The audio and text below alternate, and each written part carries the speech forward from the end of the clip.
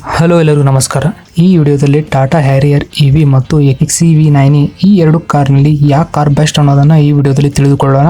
ಇದಕ್ಕಿಂತ ಪ್ರೀವಿಯಸ್ ವಿಡಿಯೋದಲ್ಲಿ ನಾವು ಟಾಟಾ ಹ್ಯಾರಿಯರ್ ಇವಿ ಬಗ್ಗೆ ಒಂದು ಕಂಪ್ಲೀಟ್ ವಿಡಿಯೋ ಮಾಡಿದ್ದೇವೆ. ನೀವೇನಾದ್ರೂ ಆ ವಿಡಿಯೋ ಇನ್ನೂ ನೋಡಿಲ್ಲ ಅಂದ್ರೆ ಈಗ ಹೋಗಿ ನೋಡ್ಕೋಬಹುದು ಆ ವಿಡಿಯೋನ. ಓಕೆ, ಹಾಗಾದ್ರೆ ಈ ವಿಡಿಯೋ ಸ್ಟಾರ್ಟ್ ಮಾಡೋಣ ಬನ್ನಿ. ಮೊದಲನೇದಾಗಿ ಎರಡು ಕಾರ್ನ ಲುಕ್ ಕಡೆ ನೋಡೋದಾದ್ರೆ ಇಲ್ಲಿ ಲುಕ್ ನಲ್ಲಿ ನಾನು ಹೆಚ್ಚಾಗಿ ಏನು ಹೇಳುವುದಿಲ್ಲ, ಯಾಕಂದ್ರೆ ಲುಕ್ ಕೆಲವೊಬ್ಬರಿಗೆ ಟಾಟಾ ಹ್ಯಾರಿಯರ್ ಇವಿ ಇಷ್ಟ ಆದ್ರೆ ಇನ್ನೊಬ್ಬರಿಗೆ ಮಹೇಂದ್ರ XEV9 ಲುಕ್ ಇಷ್ಟ ಆಗುತ್ತೆ.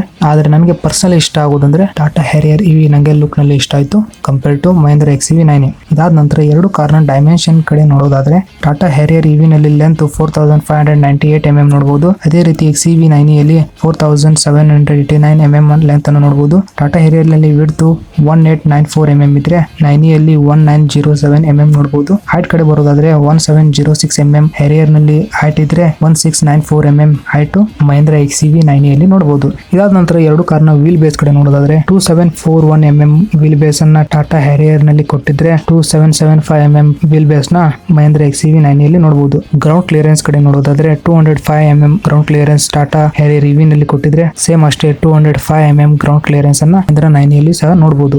ಬೂಟ್ ಸ್ಪೇಸ್ ಕಡೆ ಬರೋದಾದ್ರೆ 425 litres boot space Tata Harrier ನಲ್ಲಿ ನೀಡಿದ್ರೆ 663 ಲೀಟರ್ಸ್ ಬೂಟ್ ಸ್ಪೇಸ್ ಅನ್ನ 9 ಯಲ್ಲಿ ನೋಡಬಹುದು. ಟೋಟಲಿ ಡೈಮೆನ್ಷನ್ ವೈಸ್ ಹೇಳೋದಾದ್ರೆ ಮಹೇಂದ್ರ XEV9 ಟಾಟಾ ಹ್ಯಾರಿಯರ್ ಗಿಂತ ದೊಡ್ಡದಾಗಿದೆ. ಇದಾದ ನಂತರ ಬ್ಯಾಟರಿ ರೇಂಜ್ ಮತ್ತು ಚಾರ್ಜಿಂಗ್ ಕಡೆ ನೋಡೋದಾದ್ರೆ ಟಾಟಾ ಹ್ಯಾರಿಯರ್ ನಲ್ಲಿ 2 ಆಪ್ಷನ್ ಅವೈಲೇಬಲ್ ಮಾಡಿದ್ದಾರೆ. ಒಂದನೇದು 65 ಕಿಲೋವ್ಯಾಟ್ ನ ರೇಲ್ ವೀಲ್ ಡ್ರೈವ್, ಎರಡನೇದು 75 ಕಿಲೋವ್ಯಾಟ್ ನ ಆಲ್ ವೀಲ್ ಡ್ರೈವ್. ಅದೇ ರೀತಿ XEV9 ಯಲ್ಲಿಯೂ ಸಹ ಎರಡು ಆಪ್ಷನ್ ನೋಡಬಹುದು. ಒಂದನೇದು 59 ಕಿಲೋವ್ಯಾಟ್ ನ ಬ್ಯಾಟರಿ ಪ್ಯಾಕ್ ಇದ್ರೆ ಇನ್ನೊಂದು 79 ಕಿಲೋವ್ಯಾಟ್ ನ ಬ್ಯಾಟರಿ ಪ್ಯಾಕಪ್ ಅನ್ನ ನೋಡಬಹುದು. ಪವರ್ ಕಡೆ ಬರೋದಾದ್ರೆ 390 bhp ಪವರ್ ಅನ್ನ ಟಾಟಾ ಹ್ಯಾರಿಯರ್ ಕೊಟ್ಟಿದ್ರೆ 282 bhp ಅನ್ನ 9 ಯಲ್ಲಿ ನೋಡಬಹುದು. 504 Nm ಟಾರ್ಕ್ ಅನ್ನ ಹ್ಯಾರಿಯರ್ ನಲ್ಲಿ ಕೊಟ್ಟಿದ್ರೆ 380 Nm ಟಾರ್ಕ್ ಅನ್ನ XEV ಯಲ್ಲಿ ನೋಡಬಹುದು. ಇನ್ನು ರೇಂಜ್ ಕಡೆ ಬರೋದಾದ್ರೆ 627 ಕಿಲೋಮೀಟರ್ ಅನ್ನ ಕಂಪನಿಯವರು ಕ್ಲೇಮ್ ಕೊಟ್ಟಿದ್ರೆ XEV9 ಯಲ್ಲಿ 656 ಕಿಲೋಮೀಟರ್ ರೇಂಜ್ ಅನ್ನ ನೀವು ಕ್ಲೇಮ್ ರೇಂಜ್ ನೋಡಬಹುದು. ಇನ್ನು ಚಾರ್ಜಿಂಗ್ ಕಡೆ ನೋಡೋದಾದ್ರೆ 120 ಕಿಲೋವ್ಯಾಟ್ ನ DC ಫಾಸ್ಟ್ ಚಾರ್ಜ್ ಅನ್ನ ನೋಡಬಹುದು. ಇದು 20 ರಿಂದ 80% ಕೇವಲ 25 ನಿಮಿಷದಲ್ಲಿ ಕಂಪ್ಲೀಟ್ ಆಗುತ್ತೆ ಹ್ಯಾರಿಯರ್ ನಲ್ಲಿ. ಇನ್ನು AC 7.2 ಕಿಲೋವ್ಯಾಟ್ ಅನ್ನ ನೋಡಬಹುದು. ಇದು 10 to 100% ಅನ್ನ 10.7 ಅವರ್ಸ್ ನಲ್ಲಿ ಕಂಪ್ಲೀಟ್ ಮಾಡುತ್ತೆ. ಅದೇ ರೀತಿ XEV9 ಯಲ್ಲಿ ಸಹ DC charge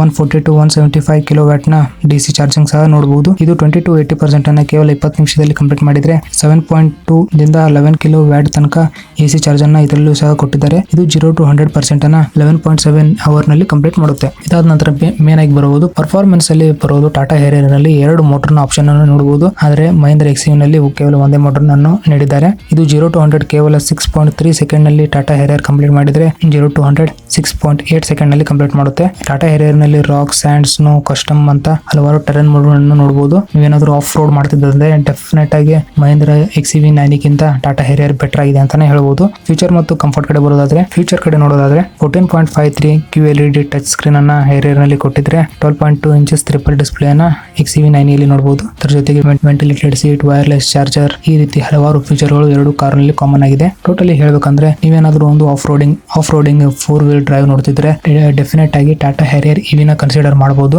compare to Mahendra XEV9. ನಿಮ್ಗೆ ಈ ಎರಡು ಕಾರ್ ನಲ್ಲಿ ಯಾವ ಕಾರ್ ಇಷ್ಟ ಆಯ್ತು ಅನ್ನೋದನ್ನ ಕಮೆಂಟ್ ಮಾಡಿ ಸಹ ತಿಳಿಸಬಹುದು. Thank you.